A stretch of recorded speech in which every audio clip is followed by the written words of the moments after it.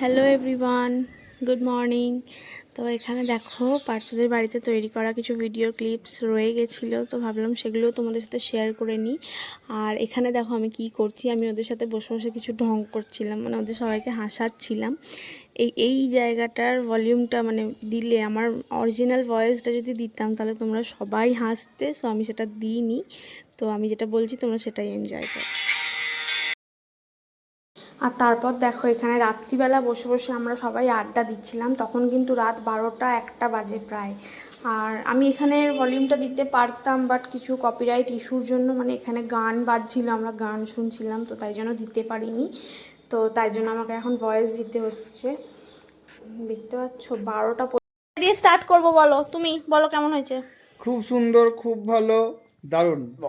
বাহ বাহ বাহ, এবার তুমি বলো পার্থ বলো। মানে যে ব্যাপারটা করেছো তুমি, এটা মানে কোনো বলার ভাষা আমার নাই, বুঝতে পারছো? মানে অসাধারণ জায়গা বলা একটা, মানে কি বলবো, মানে তুমি তোমরা শুনতেই পেলে বন্ধুরা, ও বলার ভাষা হারিয়ে ফেলেছে, তাহলে ও আর কি বলবে, ওর মুখ বন্ধ হয়ে গেছে। তুমি বলে ফেলো। তো তারপর দেখো এখানেও আমরা কিছুটা মজা সবার করে কাছ থেকে রিভিউ পেয়ে গেছি ভালো। পার্থ এক এখন জায়গায় চেটে থাকলে পুটে এটাই হয়, খাচ্ছে। অলওয়েজ হাসতে থাকি, হাসতেই থাকি।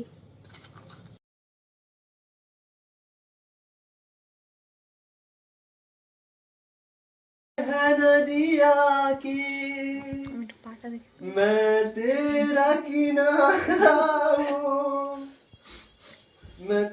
तू मेरा सहारा है, मैं तेरा सहारा हूँ।